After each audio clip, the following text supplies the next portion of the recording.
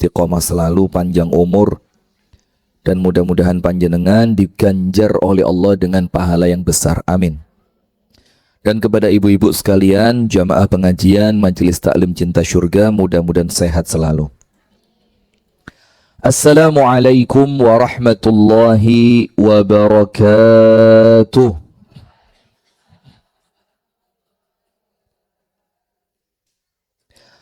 Bismillahirrahmanirrahim. Alhamdulillahi rabbil alamin. Allahumma salli wa sallim ala nabiyyina Muhammadin wa ala alihi wa sahbihi ajma'in.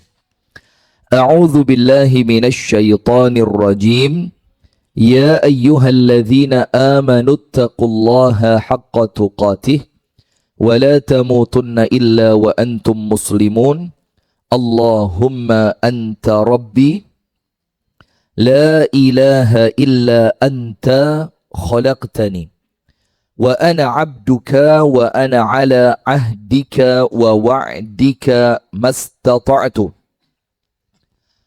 a'udzu bika min syarri ma sana'tu abu'u laka bi ni'matika alayya wa abu'u bi dhanbi faghfir li فَإِنَّهُ لَا يَغْفِرُ الذُّنُوبَ إِلَّا أَنْتَ اللهم إنا نسألك علما نافعا ورزقا طيبا وعملا متقبلا آمين يا رب العالمين.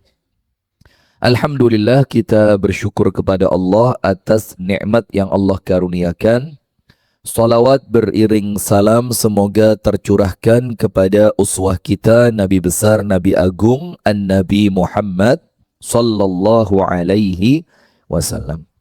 Ibu-ibu sekalian, kita masuk pada bab terakhir dari bab tentang pernikahan. Yaitu Anda buka, kalau di buku yang cetakan lama di halaman 346. Kalau di buku yang cetakan lama, halaman berapa? 346. Yaitu bab tentang pembangkangan seorang istri atau suami di dalam rumah tangga. Namanya nusyuz. Namanya apa? Nusyuz. Dan nusyuz itu bukan hanya istri, tapi bisa jadi suami. Pokok nusyuz itu artinya ketika seorang istri keluar dari ketaatannya terhadap suami, atau sebaliknya, ketika seorang suami mulai menunjukkan gelagat tidak bertanggung jawab di dalam rumah tangga. Jadi kalau istri, dia mulai muncul indikasi membangkang kepada siapa? Suami. Kalau suami, mulai muncul indikasi dia melepaskan tanggung jawab di dalam rumah tangga. Jadi kalau istri itu mulai gak nurut, ndak nurut. Kalau suami mulai tidak memberi nafkah, mulai jarang pulang, mulai kemudian tidak memenuhi kewajiban yang merupakan haknya istri atau juga anak-anak. Sehingga dalam Islam keduanya dituntut untuk menghindari yang namanya nusyuz. Sip. Poin pertama, saya kira tadi bab cerai. Nanti setelah ini ada bab talak. Tapi talak tidak panjang karena tidak usah terlalu panjang. Atau talak malah sudah ya? Kok nusyuz dulu ya? Nanti setelah ini baru talak ya. Poligami sudah kan? Mau diulang lagi? Tidak usah. Atau mau dipraktekkan saja? Oh, faham? Alhamdulillah, alhamdulillah. Fahamnya biasa aja. Tidak usah paham. Sudah, nusyuz. Nanti insya Allah setelah ini kita masuk pada bab talak dan cerai. Supaya apa? Panjenengan tidak dizolimi dengan kata cerai. Kak diwedeni dok. Awas kon yo. Sampai wani-wani be aku, nanti saya cerai. Nah itu ternyata semua ada aturannya. Apa pengertian nusyuz atau definisi nusyuz? Nun, shin, waw, zai, nusyuz. Apa pengertiannya? Al-Imam Al-Hafidh Ibnu Katsir rahimahullahu berkata, Nusyuz artinya menentang. Atau bahasa lain, selain menentang, membangkang. Yang arti secara istilah, istri yang nusyuz adalah istri yang menentang suaminya. Tapi ingat, dikembalikan pada pengertian yang pertama dulu. Pembangkangan itu di dalam perkara-perkara yang tidak melanggar syariat. Kalau memang perintahnya suami sesuatu yang menyelisihi syariat, panjenengan wajib menolak. Tapi penolakannya tetap dengan cara yang baik. Istri yang melakukan nusyuz adalah istri yang menentang suaminya. Dibilang, "Dek, jangan keluar." Tidak ada kepentingan apapun, tidak ada sesuatu penting apapun, sesuatu yang genting apapun. Dia membangkang dari perintah suaminya. Padahal secara nafkah dipenuhi, secara kebutuhan-kebutuhan keseharian juga dipenuhi, maka tidak ada alasan istri tersebut untuk membangkang suaminya.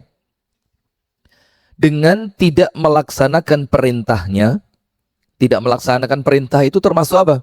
Tidak mengindahkan larangannya. Misalkan disuruh, "Dek, nanti kalau orang tuaku datang, tolong kamu yang begini, begini, begini."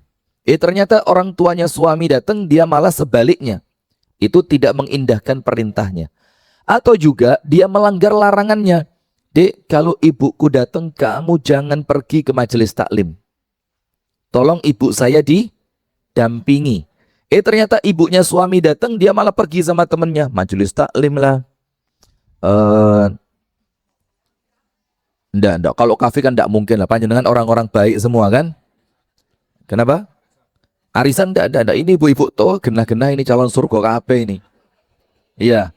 Jadi kalaupun pergi itu ya paling ke majelis taklim, untuk jenguk teman yang sedang sakit, acara bakti sosial. Oh, enggak mungkin wajah-wajah surga semua ini. Enggak begitu. Anda tahu kan saya enggak serius? Iya. Atau dengan tidak melaksanakan perintahnya.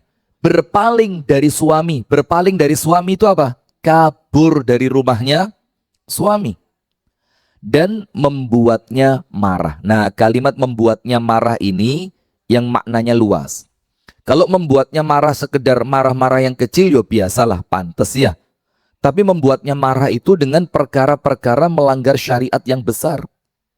Walaupun tentu yang kecil pun seharusnya dihindari. Tapi yang kecil itu adalah perkara-perkara bumbu rumah tangga. Iya, Banda? Ya misalkan dia bikinin kopi, ternyata sesekali capek, kopi ini gak teko. Itu mosok dibilang nusyuz? Kan ya tidak, ya perkara yang wajar dalam kehidupan rumah tangga. Nah, tapi perkara-perkara yang menjadikan suami marah dalam urusan yang besar. Na'udzubillah. Memasukkan tamu yang suami tidak suka dengan dia. Sudah kita pelajari kan?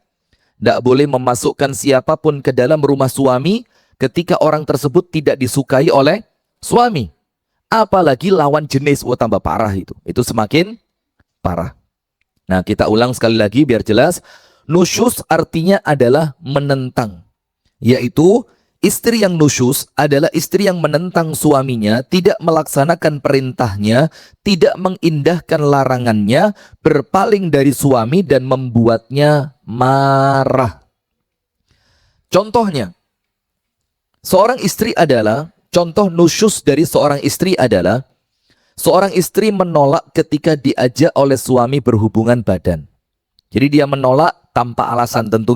Tapi kalau sedang sakit atau mungkin ada, tahu lah ya, mungkin tadi siang orang tuanya baru wafat, malamnya moro-moro istri minta, "Ayo dek." Nah itu kan kadang-kadang perasaannya masih apa? Campur sedih ya. Dia sedih ditinggal orang tua kok malam-malam tiba-tiba suami. Nah ya kira-kira seperti itulah. Adalah seorang istri menolak ketika diajak berjima tanpa alasan yang syar'i. Alasan syar'i itu nomor satu apa? Puasa wajib. Boleh hubungan suami istri ketika puasa wajib? Kalau puasa sunnah? Saya tidak pernah ngajarin begitu ya, jangan malu-maluin saya, astagfirullah. Kalau puasa sunnah wajib, kalau puasa sunnah boleh itu ya apa? Namanya puasa tidak boleh Anda jima. Tapi kalau suami minta, maka puasanya diapain? Kok boleh itu loh? Aduh. Saya malu loh, dilihat teman-teman YouTube, dilihat TikTok, dikira kok muridnya kok terlalu sekali.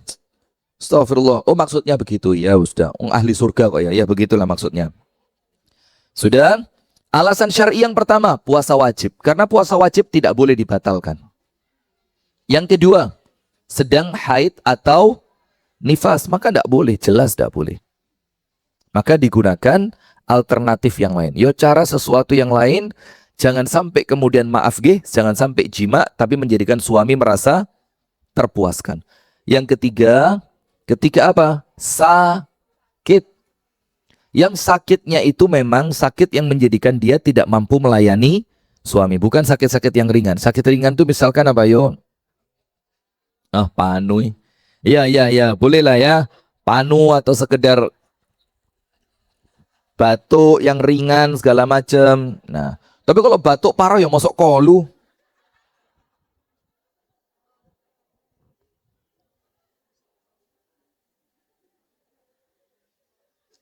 Batuk parah mau? Ya enggak lah kalau saya. Na'udzubillah, astagfirullah, sudah. Maka seperti itu. Termasuk contoh nusyus itu apa? Keluar rumah tanpa izin suami. Ini nusyus loh bu. Tapi maaf, sudah kita jelaskan sebelumnya kemarin. Jauh sebelum ini.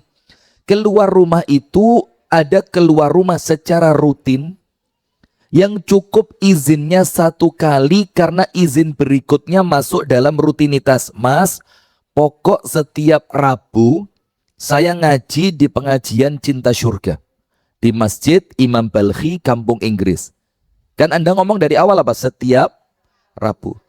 Maka nanti Rabu berikutnya itu sudah tidak wajib izin. Tapi kalau panjenengan tetap izin itu jauh lebih baik. Faham boten? Nah, maka suami juga harus ngerti kalimat setiap Rabu. Berarti nanti Rabu berikutnya juga seperti itu. Faham?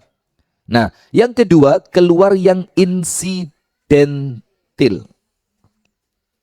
Ada teman sakit dan panjenengan belum izin suami, maka tidak boleh pergi. Jangan dianggap, alas biasa bojoku gak mungkin ngamuk. Itu bukan gak mungkin ngamuk bu. Gara-gara bojo sampai wis kroso, diamuk percuma. Tiwas ruwet. Janin jerone ati yo ngenes lho bu. Metu kok gak ngomong aku. Nah seperti itu. Keluar rumah tanpa izin dari suami. Atau bukan untuk menemui hakim guna meminta keadilan darinya. Karena ada perkara keluar tanpa izin suami yang memang harus.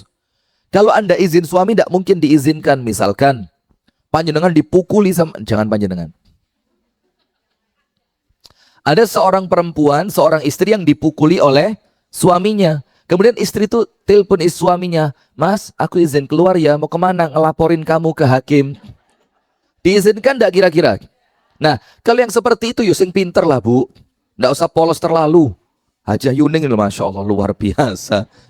Ya, maka bagaimana jangan polos yang keterlaluan. Kalau Anda pergi dari rumah untuk menyelamatkan diri dari kemudorotan besar yang sampai mengancam nyawa panjenengan, maka tidak perlu izin kepada suami. Karena kalau Anda izin ya apa? Kata suami. Yo, tidak boleh, sama seperti poligami. Lah izin sampai kiamat tidak diizini. Maka bagaimana? Jangan. Kenapa? Tahu-tahu terjadi. Loh, tidak Islami itu, ngawur Anda. Astagfirullah, tidak boleh. Nanti saya ulangi tema poligami kalau mau. Sudah ya, paham ya? Atau memasukkan orang yang tidak disukai suami ke dalam rumah. Seperti yang saya ceritakan tadi. Ini yang dimaksud apa? Mahram Anda atau perempuan segender dengan Anda. Mahram misalkan, kakak Anda datang ke rumah. Tapi ternyata suami panjenengan tidak cocok dengan kakak Anda. Walaupun itu perkara yang buruk loh ya. Lo masuk sama keluarganya istri kok sampai tidak cocok. Tapi kan namanya manusia, kadang-kadang kejadian juga kan. Nah terus suami bilang, aku tidak suka kakakmu datang ke rumah ini. Entah laki ataupun perempuan. Nah maka ketika Anda memasukkan kakak Anda yang itu suami tidak suka, itu nusyus. Dan maaf, nusyus itu termasuk dosa besar. Jadi jangan sampai dibikin kong kali kong. Ayolah, Wong suami saya juga sedang tidak di rumah. Nanti kamu pulang sebelum suami saya datang. Itu tidak boleh. Itu malah double-double dosanya. Kenapa? Dosa memasukkan orang yang tidak disukai oleh suami. Dan ada dosa membohongi suami, manipulasi, dan main apa? Na'udzubillah, bahasanya kan ya rotok gak tepat. Main belakang. Itu malah double-double dosanya. Jangan sampai ibu. Tapi yo harapannya tidak ada masalah apapun antara suami dengan keluarga istri. Allahumma amin. Apalagi yang dimasukkan laki-laki, wah tambah parah. Yang bukan mahramnya, wah ini kesalahan besar dalam rumah tangga. Maka panjenengan ingat, waktu kita masih menghadap ke timur dulu, sekarang kan menghadap kemana ini? Utara, selatan. Panjenengan menghadap ke selatan, saya menghadap ke utara. Itu kita sarankan di depan rumah itu harus ada apa? Teras kecil lah, kalau memang memungkinkan. Idealnya begitu. Sehingga kalau ada tamu yang memang wajib ditemui. Saya ulang sekali lagi, yang memang wajib ditemui. Dan keadaannya mendesak, paling bagus temui di mana? Di teras. Supaya apa, Bu? Tidak sampai masuk, nanti khawatir memunculkan fitnah. Karena setan itu kalau ganggu, dia ganggu dengan cara yang paling lembut, pelan-pelan, sampai kemudian na'udzubillah min dzalik. Jadi apa contoh nusyus? Nomor 1, seorang istri menolak suaminya untuk ajakan berhubungan suami istri. Ini contoh sebagiannya ya, bukan semuanya. Nomor 2, dia keluar rumah tanpa izin suami, tanpa alasan yang syar'i. Kalau alasan syar'i seperti apa? Tanpa izin suami, tapi istri segera membutuhkan pertolongan medis. Ya sudah, bawa dulu aja. Yang ketiga, dia memasukkan orang yang tidak disenangi oleh suami ke dalam rumahnya. Dan yang seperti itu. Nah sekarang, apa solusi dari syariat untuk menghadapi istri yang nusyus? Ini istri dulu. Nanti kalau suami ada lagi. Apa solusi dari syariat untuk menghadapi istri yang nusyus? Lihat Islam itu, Bu. Serapi ini ngaturnya. Agama lain, wallahu alam, saya tidak pernah belajar juga ya. Solusinya pada surah An-Nisa di ayat yang ke-34. Pada surah An-Nisa di ayat yang keberapa? 34. Dalam surah An-Nisa di ayat yang ke-34, Allah Ta'ala memberikan solusi untuk perempuan-perempuan yang terindikasi melakukan nusyus. Nampaknya banyak yang kepengen materi poligami nih. Ustadz, kenapa materinya diganti? Judulnya kan poligami. Dijawab sama admin, poligami sudah selesai di pertemuan sebelumnya. Tapi dijawab lagi sama Ustadz, insya Allah kita ulang sekali lagi, biar ilmunya semakin mantap. Biar ibu-ibu semakin ridho dengan syariat poligami. Pripun, setuju mboten? Lu enggak apa-apa, terserah panjenengan. Sudah, syariat Islam memberikan solusi untuk istri yang terindikasi nusyus. Membangkang kepada siapa? Suaminya. Solusinya ada dalam surah An-Nisa surat keempat di ayat yang ke-34. Allah berfirman, wallati, dan mereka perempuan-perempuan atau istri, takhafuna nusyuzahunna, yang kalian khawatirkan mereka melakukan nusyus. Berarti ini sudah terjadi atau belum? Belum. Yang kalian khawatirkan masih apa? Khawatir, tapi sudah mulai muncul tanda, gejala, indikasi awal. Jadi mulai ketemu suami ini. Nah, itu mulai tanda itu. Maka apa yang terjadi? Fa'idhuhunna, berikan nasihat. Mau'idhah, fa'idhuhunna, maka nasihatilah mereka. Dan menasehati itu, Bu, tidak hanya dari suami. Boleh jadi dituntun bareng. Yuk kita datang ke rumahnya Ustadz Muhammad Hatta. Yuk kita cerita ke beliau. Daripada semakin panjang, semakin parah, semakin runyam. Ayo kita datang. Datang ke rumahnya Ustadz Muhammad Hatta.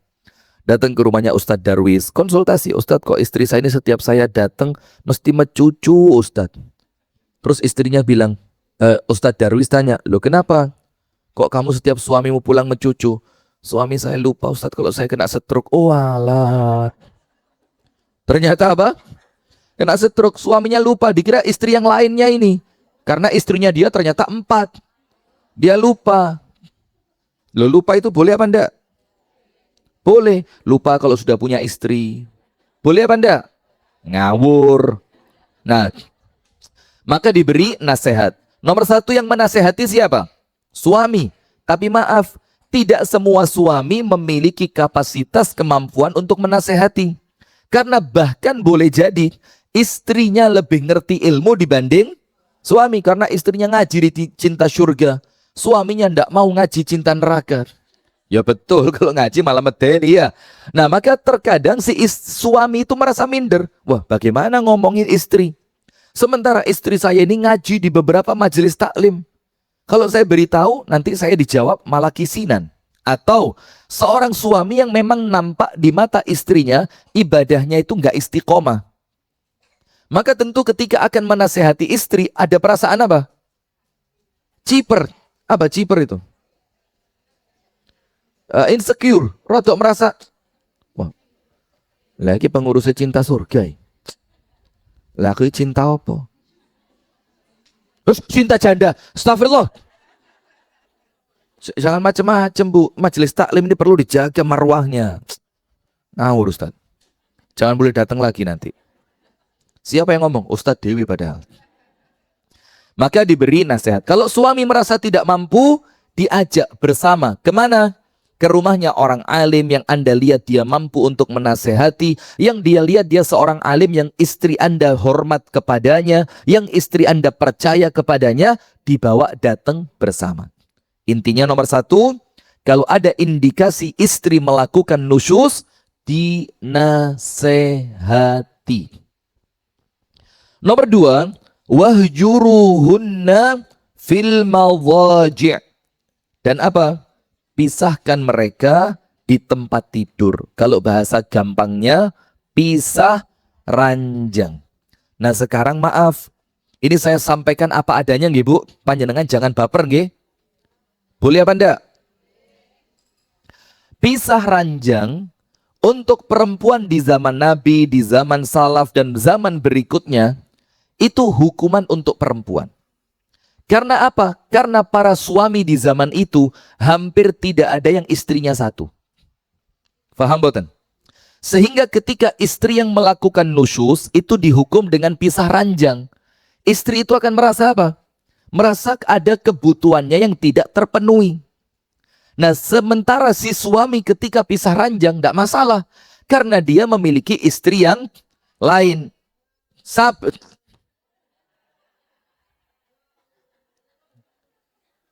Loh, saya sudah bilang dari, enggak usah, lanjut aja wis timbang. Lanjut. Enggak usah. Lanjut. Percuma kayak ilmu baper. Anda ini majelis taklim apa? Nah, maka itu menjadi hukuman untuk istri. Karena istri akan semakin merasa apa, Bu? Pisah ranjang, enak dia masih punya istri yang lain. Nah, sementara kalau istri pisah ranjang dengan suami, ada kebutuhan-kebutuhan yang tidak akan terpenuhi untuknya. Sehingga itu menjadi hukuman, walaupun sekarang sedikit bergeser. Nggih napa nggih?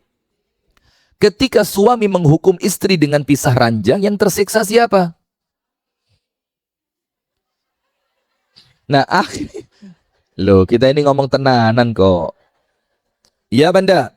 Yang tersiksa suami, akhirnya kalah suaminya. Ya wis rapopo wis, ya wis. Akhirnya suami, lah ini suami model apa?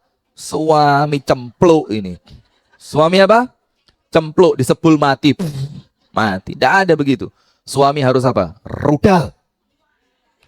Diganggu istri, tinggal.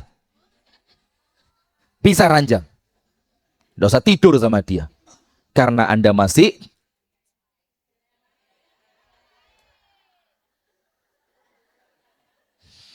Tidak ada, ini serius Bu. Jadi kalau zaman dulu, solusi An-Nisa 34, pisah ranjang itu adalah hukuman untuk siapa? Istri. Tapi walaupun sekarang nampaknya ya sudah kayak sedikit bergeser. Bahkan sebagian istri ketika pisah ranjang, nah kan, malah seneng, penak, radiriwui. Nah ya, Ong bojoku lek semari ngono iku njaluk pijeti kok.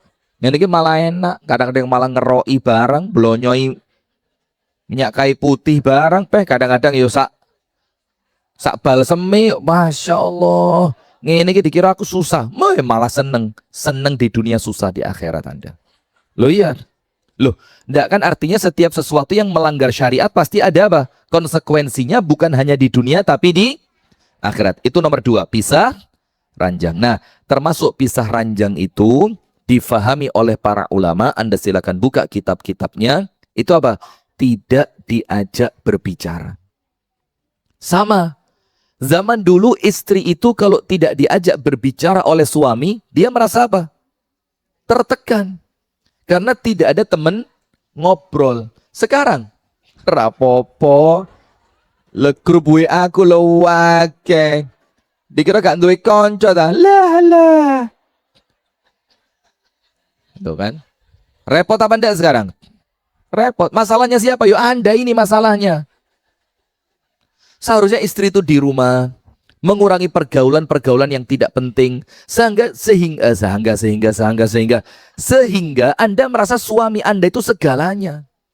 Anda kepingin ngobrol dengan suami, kenapa? Ya malah nyanyi. Sehingga Anda merasa suami Anda itu apa? Segalanya. Anda ngobrol dengan suami. Anda kalau merasa jenuh, curhatnya kepada suami. Anda kalau merasa rindu pelukan, Anda pelukannya dengan tembok sana. Dengan siapa? Suami. Nah, tapi masalahnya sekarang, karena pergaulan sudah begitu luas, termasuk melalui medsos, sehingga hukuman-hukuman ini untuk istri tidak terlalu menjadikan efek jera. Faham boten? Nah, terus bagaimana? Bukan Al-Qur'annya yang salah, tapi cara hidup kita yang harus dikembalikan kepada konsepnya Al-Qur'an. Istri itu kalau sudah nikah, Bu, sudahlah bismillah, ditahan di rumah. Ya Ustadz, gak kuat Ustadz. Loh, itulah jihadnya panjenengan. Itulah ibadahnya panjenengan. Itulah perjuangannya panjenengan. Kalau sekedar mengikuti, anu kok gak duwe konco, pas bojo ra mulih aku ngomong mbek sapa? Loh, Anda kan punya anak. Anda kan punya orang tua. Anda kan punya kakak dan adik perempuan. Kenapa harus dengan senantiasa jamaah pengajian? Padahal jamaah pengajian lo gak mesti apik. Ada jamaah pengajian itu yang memang datang dalam keadaan tidak baik, tapi dia kepingin baik. Loh, kalau salah asuhan ya salah asuhan. Lah kalau salah pergaulan ya apa? Malah bahaya. Jadi panjenengan dengan teman-teman ngaji, Bu, juga tetap harus waspada. Karena apa? Banyak di antara kita ini yang memang apa? Sedang berikhtiar untuk menjadi baik. Maka ada penjelasan para ulama itu termasuk apa? Gak dijak ngomong. Itu makna salah satu dari kalimat wahjuruhum fil madaji'. Tinggalkan mereka di tempat tidur atau pisah ranjang. Sementara ngomong itu untuk manusia kan kebutuhan ya. Kita butuh ngomong. Sampai saya punya teman, Mas Arif, tolong di mute sebentar. Mati, ini bisa dimatiin nggak suaranya? Coba cek matiin.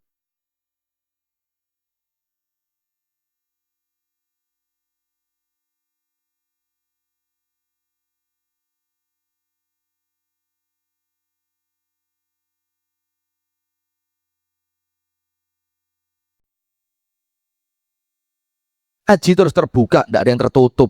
Kenapa kok takut? Ini sekarang zaman keterbukaan. Ada yang protes? Itulah fadilahnya ngaji offline. Itu fadilahnya ngaji apa? Offline. Gak ada suara, emang kita matiin.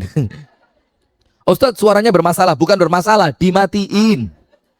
Ustadz, suaranya hilang. Bukan hilang, memang dihilangin. Ayo terus, komen lagi.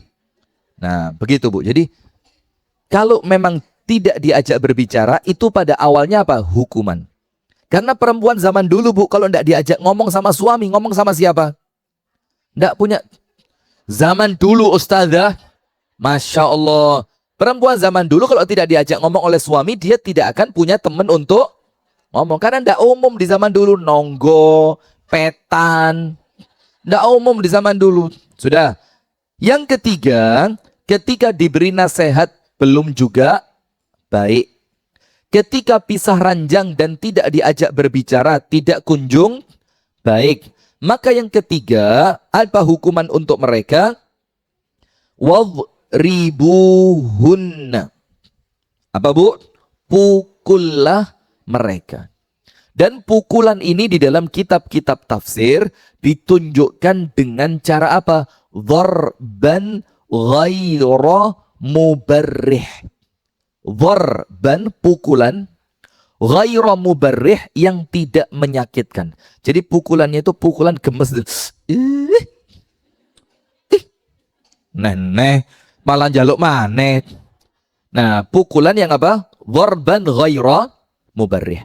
Di dalam pendapat ulama yang lain, pukulan di tempat-tempat yang sekiranya dipukul tidak akan terlalu menyakitkan, di tempat yang penuh dengan daging dan lemak. Lah perempuan sekarang ya mulai atas sampai bawah daging lemak semua. Iya, kalau perempuan zaman dulu kan langsing, kurus. Jadi kelihatan mana daerah banyak lemak, kelihatan jelas. Lah sekarang milihnya ya apa? Lah mulai kepala sampai kaki lemak semua. Saya nih kok rotok medeni sekarang ya, astagfirullah. Panjenengan maafin Bu ya kalau ada kalimat-kalimat yang bikin panjenengan kurang nyaman ya. Enggak apa-apa ya, mohon maaf. Nah, di tempat-tempat yang penuh dengan daging. Tujuannya apa? Agar ketika dipukul, dia tidak meninggalkan rasa yang begitu panjang. Coba mukulnya di tulang. Maka bahaya apa enggak? Bahaya. Coba mukulnya di gigi. Nah, kan bahaya juga. Coba mukulnya di area telinga. Apalagi kepala kan ada secara khusus larangan memukul bagian kepala. Dan bukan cuma manusia, binatang pun tidak boleh dipukul di bagian kepalanya. Bahkan ngecap di bagian kepala itu tidak boleh. Maka rata-rata binatang itu kalau dicap, itu di bagian mana? Paha atas belakang kan, di bagian kaki atas belakang itu dicapnya di situ. Bahkan sekarang lebih bagus lagi. Ada ngecap binatang itu yang tidak pakai panas, tapi pakai dingin. Bukan panas tapi dingin. Jadi seketika kulitnya itu ada perbedaan suhu antara capnya dengan kulit yang menempel di tubuhnya itu, maka juga bisa buat ngecap. Nah, maka pukullah mereka. Dalam pendapat yang lain, pukulannya pukulan apa Bu? Darbata miswakin, pukulan pakai kayu siwak. Panjenengan lihat orang-orang kalau pakai siwak. Ya cuma di tempat kita aja siwak itu sak jempol-jempol. Kalau panjenengan umroh haji, orang Arab yang memang tinggal di sana, orang Arab asli, siwaknya itu kecil, lembut dan lunak. Siwak kita Bu, wis 7 tahun gak digenti. Sampai atosnya koyok kayu sing wis. Itu ketika dipakai muni ya kelotak, keratak, kerotok, krok. Siwak itu tipis, kecil, lunak dan basah. Nah, sehingga pukulan dengan kayu siwak itu pukulan yang memang tidak ada niat untuk menyakiti, tapi pukulan dengan niatan mendidik. Faham boten? Maka caranya bagaimana kalau ada perempuan nusyus? 3. Nomor 1 dinasehati, nomor 2 pisah ranjang dan jangan diajak berbicara, dan yang ketiga dipukul dengan pukulan yang tidak menyakitkan, pukulan di tempat-tempat yang penuh dengan lemak dan daging, dan pukulan dengan kayu siwak. Walaupun maaf yang muncul terbersit di pikiran kita, namanya pukulan itu kan untuk membuat efek jerah. Nah, maka tentu disesuaikan. Yuk tidak selalu yang maksud saya suami lagi marah sama istri lagi melakukan pelanggaran, mukulnya ih. Lah ini suami apa boti? Nah, kan begitu. Tentu kan ada takaran dan ukurannya lah ya. Sudah. Kemudian Fa'in ata'anakum, ketika dengan 3 cara ini mereka sudah kembali taat kepada kalian, fala tabghu alaihinna sabila, maka kamu jangan cari-cari alasan untuk menyusahkan mereka. Kalau mereka itu sudah nurut kepada kalian dengan treatment yang pertama, dinasehati nurut, ya wes, jangan ditambahi pisah ranjang. Ketika pisah ranjang sudah cukup, ya sudah, jangan ditambahi dengan pukulan. Artinya jangan cari-cari alasan untuk menyusahkan mereka. Innallaha kana aliyan kabira. Allah itu maha tinggi dan maha besar. Maksudnya apa? Ngilingno para suami, ojo zalim. Allah itu maha tinggi dibanding ketinggian kalian sebagai suami terhadap istri. Dan Allah itu maha besar, yang Allah itu mampu melakukan apapun kepada kalian wahai para suami ketika kalian melakukan kezaliman kepada istri kalian. Jadi panjenengan itu Bu, dibelain oleh Allah Bu, ketika panjenengan dalam posisi yang benar. Jika tampak ciri-ciri nusyus pada seorang istri, Hendaknya seorang suami memulai untuk memberinya pelajaran sebagai berikut. Tahapan pertama, yaitu diberi nasihat. Yaitu nasihat dengan apa? Al-Quran. Misalkan, Ar-rijalu qawwamuna 'alan nisa'i, istriku, laki-laki itu di dalam rumah tangga adalah sebagai pemimpin, diingetin. Diingetin juga kepada mereka dengan hadis Nabi, perempuan manapun yang wafat dalam keadaan suaminya murka, maka maka surga itu haram untuknya. Hati-hati loh, Bu.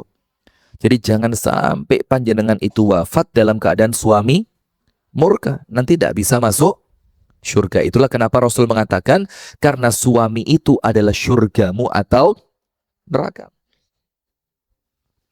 Sementara sebaliknya, ayu mamra'atin matat, perempuan manapun yang meninggal dunia, wa zawjuha anha radhin, suaminya ridho sama dia, apa yang dia dapatkan? Dipanggil 8 pintu surga, dan dia boleh masuk surga dari pintu manapun yang dia mau. Subhanallah, lihat. Maka hati-hati, Bu, sebelum tidur minta maaf sama suami. Mas, mungkin aku tidak selangsing dulu, Mas, tapi ini biar kamu ndak bosen, Mas. Dulu sudah lama langsing, sekarang tak kasih variasi rodok lemu, Mas.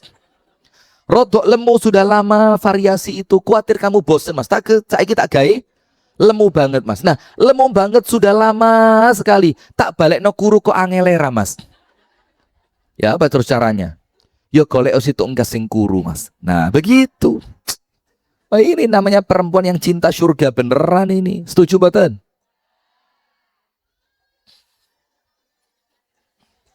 Maka diingatkan dengan ayat Al-Quran. Lalu ingatkan dia dengan apa yang telah Allah wajibkan kepadanya, untuk senantiasa mendampingi suami dengan baik, bergaul dengan suami dengan cara yang baik, dan ingatkan mereka untuk mengakui hak suami yang menjadi kewajiban istri untuk ditunaikan. Apa haknya, Bu? Haknya suami harus ngomong dengan suami dengan gaya yang sopan, lemah, lembut. Itu diingatkan. Diingatkan. Nasihati juga. Iya di sini siapa? Istri yang mulai muncul indikasi nusyuz. Dengan hadis Nabi yang menerangkan tentang keagungan haknya suami atas istri. Panjenengan tahu? Ada satu hadis yang insya Allah saya pernah sampaikan, cuma ini penguat aja ya supaya semakin paham. Ketika seorang suami itu sakit, mungkin di kulitnya itu keluar semacam sakit kulit, boroen atau apa, yang sampai kemudian keluar nanah. Lalu untuk memuliakan suami, si istri itu membersihkan nanah yang keluar dari kulitnya suami. Itu membersihkannya bukan dengan kasa, bukan dengan tisu, bukan dengan Revanol. Ini iklan bukan ya? Tapi membersihkannya itu dijilat dengan lidahnya.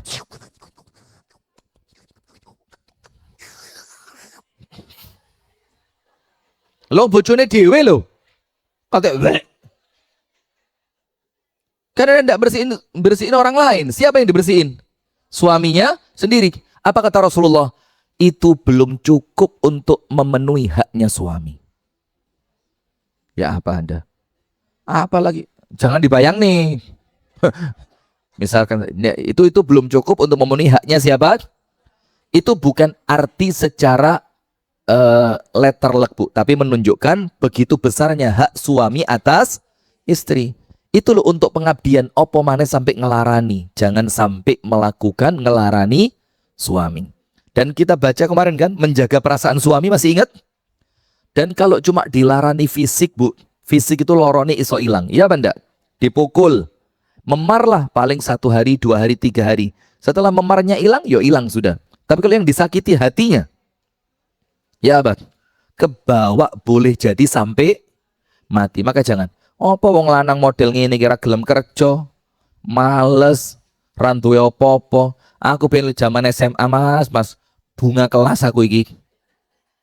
Lah kok dosa apa aku sampai rapi mbek sampai itu kalimat berat. Kalimat apa? Berat, jangan sampai. Ya, bunga desa. Iya. Tahu bunga desa. Iya. Tapi dulu kan, saya kira sopo bunga kuburan. Sudah. Ingatkanlah istri tentang kematian. Maksudnya apa, Bu? Seperti yang saya sampaikan tadi. Kalau sampai wafat dalam keadaan suamimu belum ridho, itu celaka. Na'udzubillah min dzalik. Nah, mudah-mudahan nasihat-nasihat Al-Quran, hadis tentang keutamaan suami, tentang kewajiban istri atas suaminya, itu harus diingatkan terus. Mudah-mudahan itu menjadi pengingat. Terakhirnya apa? Hati-hati loh. Kematian itu bisa datang kapanpun. Kalau kamu wafat dalam keadaan seperti ini, Allah tidak akan ridho. Tapi ingat, yo jangan senantiasa dijadikan gaco. Gaco ya. Gaco itu apa? Kartu truf, kartu as. Suami, istri marah dikit, hati-hati mati. Istri bangkang dikit, mati. Hati-hati, tidak begitu juga. Iya. Tapi apa? Harus saling introspeksi diri. Fase yang kedua, setelah yang pertama diingatkan sudah. Yang kedua bagaimana? Menjauhi istri di tempat tidur. Dalam bahasa Al-Qur'annya al-hajru. Jangan tidur di kasur yang sama. Boleh jadi di kamar yang sama, tapi istri di atas, suami enggak, kok dibalik. Ya sudahlah. Istri biarkan tidur di ranjang, suami tidur di bawah. Atau bisa jadi malah sampai pisah kamar. Istri, kamarnya mek siji. Kos-kosan gak keren reken ya. Bagaimana? Istri di kamar, suami di ruang tamu. Atau cari cara lah, yang penting pisah ranjang. Sebagaimana firman Allah Ta'ala, wahjuruhun fil madhaji', dan tinggalkanlah mereka di tempat tidur. Al-Imam Al-Hafidh Ibnu Hajar rahimahullah berkata, mayoritas ulama itu kasih garis bawah. Mayoritas ulama, kata Imam Ibnu Hajar, mengatakan bahwa yang dimaksud dengan al-hajru, meninggalkan istri di tempat tidurnya, adalah tidak mendatangi istri. Panjenengan paham kalimat mendatangi, nggih? Tidak kumpul dengan istri. Dalam arti yang lebih jelas, tidak jima. Tidak apa? Jima. Dan dalam kiasnya Umar Ibnul Khattab, itu Umar Ibnul Khattab itu mendengar satu perempuan di suatu malam pas musim dingin. Perempuan itu melantunkan bait syair. Falaula makhafatullahi lataharrakat hadas sariri jawanibuh. Kalau bukan karena takut kepada Allah, ini kasur akan bergoyang. Umar tanya sama asisten yang nemeni Umar, ini perempuan suaminya kemana? Terus asistennya Umar, Abu Ubaidah, mengatakan, Abu Ubaidah Ibnul Jarrah radhiyallahu ta'ala anhuma mengatakan, suaminya sedang engkau kirim di pasukan perang. Terus besok sama Umar dikumpulkan perempuan-perempuan yang suaminya pergi perang. Ditanya tentu dengan cara yang sopan, dengan cara yang benar. Berapa lama sih kira-kira maksimalnya perempuan tidak ketemu suami? Yang nanti keputusan itu akan diambil oleh Umar untuk batas maksimal pasukan perang wajib pulang. Karena apa? Kalau suaminya yang pulang, yang pergi perang, boleh jadi di tempat perang dia nikah lagi. Boleh apa enggak? Sudah, saya tidak ngomong panjenengan. Kan secara syariat apa? Boleh. Tapi istri yang ditinggal itu kan dia tidak punya suami. Maka ditanya oleh Umar, berapa lama? Yang satu ngomong, saya kuat sampai sekian. Yang satunya, saya kuat sampai sekian. Setelah dikumpulkan pendapat-pendapat perempuan tadi, maka Umar radhiyallahu anhu mengambil keputusan, maksimal pasukan perang boleh meninggalkan rumah selama 4 bulan. Karena setelah dikumpulkan tadi, karena kan ada perempuan yang menopause, ada perempuan yang masih baru nikah, ada perempuan yang di usia pertengahan pernikahannya masih, katakan usia 15 tahun, 20 tahun, yang itu tentu berbeda kan. Dan ada juga perempuan yang maaf gitu, ada perempuan yang memang dingin, ada perempuan yang memang lebih panas, macam-macam kan, tidak sama ya. Maka oleh Umar diambil kesimpulan berapa bulan? 4 bulan, diambil batas rata-rata tengahnya, 4 bulan. Ternyata perempuan tadi, Bu, adalah perempuan yang mengatakan di musim dingin ini, kalau bukan karena aku takut kepada Allah, aku akan masukkan laki-laki, na'udzubillah min dzalik, Ternyata suaminya sedang berangkat perang. Nah, maka dalam artian meninggalkan mereka itu adalah tidak mendatangi istri, namun tetap tinggal serumah sebagaimana zahirnya ayat. Bukan berarti ditinggal di rumahnya, enggak, tetap suami pulangnya ke situ. Misalkan, maaf sekali panjenengan dengerin baik-baik, jangan langsung udah usah gitu, rungok tenanan. TikTok. Bagaimana suara sudah normal? Kenapa tadi mati? Ini mau HP Anda mungkin perlu diganti itu. Mungkin speakernya sudah bermasalah, pernah kecebur air atau apa mungkin kan? Bagaimana TikTok? Suara sudah aman belum? YouTube, suara bagaimana? Aman?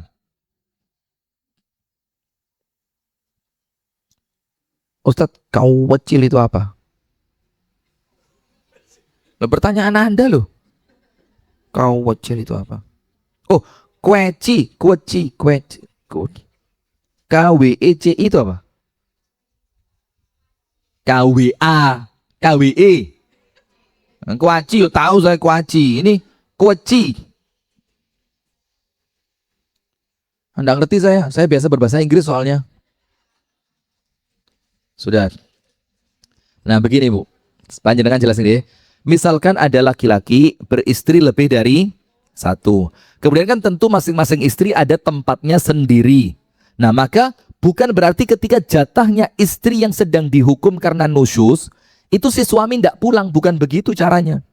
Tetap dia pulang ke rumah istri yang terindikasi nusyus, tapi apa? Tidak digauli. Tidak digauli. Dan ini akan menjadi perasaan semakin berat ketika suami itu istrinya lebih dari satu.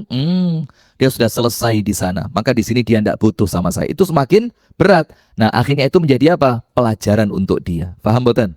Jadi artinya bukan tidak datang ke rumahnya, tetap datang ke rumah itu, tetap pulang ke situ, tapi istrinya tidak digauli. Nah kemudian, itu menurut siapa? Al-Imam Ibnu Hajar. Jadi artinya adalah tidak mendatangi istri namun tetap tinggal serumah sebagaimana zahir ayat. Al-hajru diambil dari kata al-hijran yang artinya jauh. Maksudnya adalah tidak meniduri istri, tidak berhubungan suami istri. Yang dimaksud dengan al-hajru adalah meninggalkan berjima dengan istri. Namun ia masih tetap bersama dengan istri satu tempat tidur. Ini lebih berat Bu. Dia tidur di tempat yang sama tapi gak direken. Kesian apa enggak? Kesian. Bahkan sebagian istri mikirnya apa? Karuan lek gak direken ini gak ketemu menisan. Karuan gak direken karena memang tidak ketemu. Lagi wis ketemu sak omah, sak kamar, bahkan sak kasur tapi gak dijak ngomong belas. Nah itu berat. Namun ia masih tetap bersama dengan istri di satu tempat tidur, hanya tidak menggauli saja. Atau boleh juga menjauhi istri di luar rumah. Karena firman Allah Ta'ala, jauhilah mereka di tempat tidur memiliki arti yang mutlak. Karena apa Bu? Ayat Al-Quran itu difahami tidak sekedar sempitnya asbabun nuzul, tapi luasnya makna. Maka disebutkan al-ibratu fi umumil lafzi la bi khususis sababi. Itu ilmu tafsir. Ibroh pelajaran dari ayat Al-Quran itu tidak khusus dengan asbabun nuzulnya. Tapi ibroh ayat Al-Quran itu dengan keumuman lafadznya. Maka ketika lafadznya mengatakan tinggalkan mereka di tempat tidur, ya sudah, berarti ada makna dari meninggalkan mereka itu gak tidur sekamar. Bahkan tidak tidur serumah. Ada makna itu. Nah, memiliki makna yang umum tidak terikat oleh apapun kecuali dengan dalil yang mengikat. Sekarang lihat, Rasulullah melakukan apa? Ila itu apa? Sumpah untuk tidak mendatangi istri, untuk menjauhi istri. Tapi ila itu ada aturannya nanti insya Allah. Panjenengan sudah pernah belajar ila, zihar. Sudah pernah belajar ya? Ya seharusnya belajar, walaupun tentu secara urgensi untuk orang kita insya Allah aman lah. Tapi tetap perlu belajar. Zihar itu apa? Zihar itu menyamakan istri dengan ibunya. Ibunya dia. Itu menunjukkan makna arti kamu haram untuk saya seperti haramnya ibu saya untuk saya. Itu bisa jadi apa? Bisa jadi panjang, bisa jadi cerai secara kinayah. Kinayah itu kiasan. Nah maka perlu dijelaskan. Kemudian ila itu sumpah tidak akan mendatangi istri. Tidak boleh lebih dari berapa? 4 bulan. Arba'ata asyhur. Tidak boleh lebih dari 4 bulan. Maka pilihannya sebelum 4 bulan dia harus menyelesaikan ilaknya, kembali datang kepada istrinya. Atau kalau memang mau diteruskan lebih dari 4 bulan, jangan menjadikan istri itu terkatung-katung. Sebagai istri tapi gak didatengin, mau nikah sama laki-laki lain tapi masih sah sebagai istrinya orang itu. Maka bagaimana? Kalau mau diteruskan harus jatuh cerai. Kudu jelas. Kalau lebih dari 4 bulan, kamu mau cerai sama saya apa enggak? Nah tapi yang kesian kan yang gak ngerti ilmu ya. Terus digantung sama suaminya bertahun-tahun bahkan tidak ada kejelasan. Maka yang seperti itu karuan panjenengan datang ke kantor urusan agama untuk minta kejelasan tentang panjenengan. Karena apa Bu? Maaf nggih. Kadang-kadang suami itu meninggalkan panjenengan di sana sudah nikah lagi apa segala macam. Memang niatannya tidak ingin kembali sementara panjenengan masih terikat hubungan suami istri, akadnya masih sah. Kalau panjenengan biarkan seperti itu, kesian panjenengan. Sementara boleh jadi panjenengan masih dalam usia yang butuh suami. Dan kalaupun panjenengan nikah, insya Allah masih banyaklah orang yang mau dengan panjenengan. Daripada ngeladeni wong lanang sing gak jelas tadi, karuan panjenengan ambil sikap. Nggih napa nggih? Karena apa? Ayat tentang cerai, kemudian Allah sangkut pautkan dengan takwa akan dapat rezeki, takwa akan dapat jalan keluar, takwa akan mendapatkan kemudahan. Itu untuk belani perempuan yang ditinggal cerai. Intinya panjenengan setelah itu harus jadi orang yang betul-betul takwa. Maka Allah akan kasih rezeki, Allah kasih jalan keluar, Allah kasih kemudahan. Sudah, lanjut. Dalam hadis Anas bin Malik, Rasulullah SAW melakukan apa? Ila. Min nisa'ihi syahran, 1 bulan penuh. Wa qa'ada fi mashrubatin lahu fanazala li 29. فقيل يا رسول الله إنك آليت على شهر قال إن الشهر 29. Jadi Rasulullah itu bersumpah untuk tidak mendatangi istrinya berapa lama? 1 bulan. Ternyata Rasul mendatangi istrinya di hari ke-29. Maka ada yang ngomong, ya Rasul jangan sampai panjenengan melanggar sumpah. Panjenengan itu bersumpahnya 1 bulan. Ini baru hari ke-29. Maka Rasulullah mengatakan, iya. Karena bulan itu bisa 30, bisa juga 29. Dan saat ini bulannya yang berapa? 29. Aku pilih yang 29. Masya Allah. Jadi tidak mungkin Rasulullah itu mengingkari sumpahnya. Ummu Salamah berkata, Anna Nabi SAW halafa la yadkhulu ala ba'di ahlihi syahran. Rasulullah bersumpah tidak akan masuk ke sebagian istrinya selama 1 bulan. Dan ini bukan karena perkara remeh, ya tentu ada alasannya. Tidak ada suami kekanak-kanaan mangkel didik, saya bersumpah tidak akan datang ke rumahmu 1 bulan. Masalahnya sepele. Opoi, laki-laki yang sudah menikah harus dewasa. Tidak boleh mentang-mentang ada syariat ila, meninggalkan istri bersumpah tidak akan, ngawur itu. Ini ketika kejadiannya itu seperti ada indikasi nusyuz. Kalau sekedar istri sesekali ngambek, Anda datang biasa ada kopi kok merom-merom tidak ada kopi, ataupun kalau ada kopi campurannya sianida segala macam, terus Anda ngambek, nah itu yo tidak sampai lah ilah itu ya, tidak sampai. Cuma lucunya kadang-kadang suami di antara kita ini yo tidak ngerti syariat ilah, jadi dia tidak ngerti. Duamuk sama istrinya, panggah mulai, hai bayo, harga dirimu lo di mas peh. Sayang ngopo, antara sayang sama bodoh itu beda tipis. Mana yang ngomong sayang tadi? Masya Allah, sayang kok, sayang ngopo. Hidup jangan modal sayang, hidup itu modal ilmu, modal takwa, modal ibadah, modal ketegasan, kedewasaan, tanggung sayang. Si usum tak sayang. Sayang radi belanja nih, sayang kok. Lu sampai lomba dilarani, sayang kok. Sampai lomba dihapusi, sayang kok. Sampai lomba di sayang. Astagfirullah. Ustadz, saya sering nolak suami karena capek. Ya karena suami Anda itu tidak ada yang lain. Coba suami Anda punya istri yang lain, tidak akan sampai capek. Ada waktu untuk Anda istirahat di rumah. Maka syariat itu gak mungkin keliru. Wes tak yakin no. Oh tunggu dulu, saya baca dulu. Ini turun diwaca harus dimarahi. Cuma saya baca sekarang serotok belereng meripat ini, ya Allah. Bikin kacamata berkali-kali kok gak pas. Ustadz, saya sering nolak suami karena capek. Untuk saat ini saya yang bekerja. Oh alah, suami Anda ngapain? Suami kerja tapi jarang-jarang. Alasan nolak karena capek banget Ustadz, sampai saya suruh nikah lah.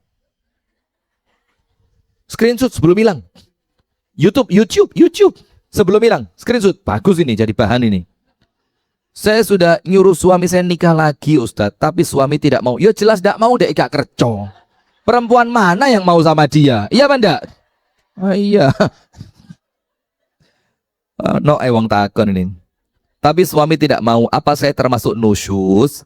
Tidak ibu. Kalau itu dibicarakan dengan baik. Ngomong baik-baik dengan suami. Saya sedang capek. Tapi kalau suami tetap ngotot, jangan ditolak. Wis, jadilah apa adanya. Menengot dong ini.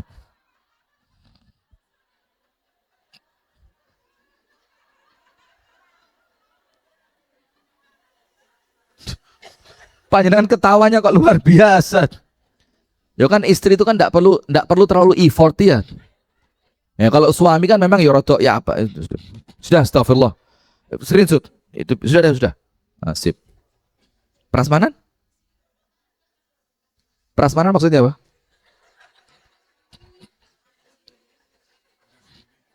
Oh, ngeladeni awake dhewe njukuk dhewe yo ngumbah piring dhewe yo masak. Suami apa itu? Bukan suami. Sudah. Maka ceritanya di sini Rasulullah melakukannya apa? Mengilah istrinya selama 1 bulan. Falamma madha 29 yawman ghada 'alaihinna aw raha faqila lahu. Maka setelah 29 hari Rasulullah balik nemuin istrinya dan keluar lagi. Maka ditanya, ya Rasulullah, halafta alla tadkhula 'alaihinna syahra, panjenengan bersumpah 1 bulan tidak ketemu mereka. Qala inna syahra yakunu 29 yauma, karena 1 bulan itu kata Rasul bisa jadi 29 hari. Itu ketika istrinya apa? Ada indikasi nusyuz. Tapi ingat, jangan sampai salah kedaden. Ada indikasi ada indikasi nusyuz, tapi kemudian dilihat istri saya kalau saya tinggal ada efek jerah enggak? Jangan-jangan semakin ditinggal semakin menjadi. Bisa jadi kan? Nah maka dipelajari dulu. Yang terakhir dengan cara apa? Dipukul. Tapi ingat, pukulan yang tidak menyakitkan. Insya Allah nanti dipukul, kita lanjutkan pada pertemuan yang berikutnya ya. Barakallahu fikum, itu dapat kami sampaikan. Semoga ada manfaatnya. Kurang dan lebihnya saya mohon maaf. Hadanallahu wa iyyakum ajma'in. Subhanakallahumma wa bihamdika asyhadu an la ilaha illa anta astaghfiruka wa atubu ilaik.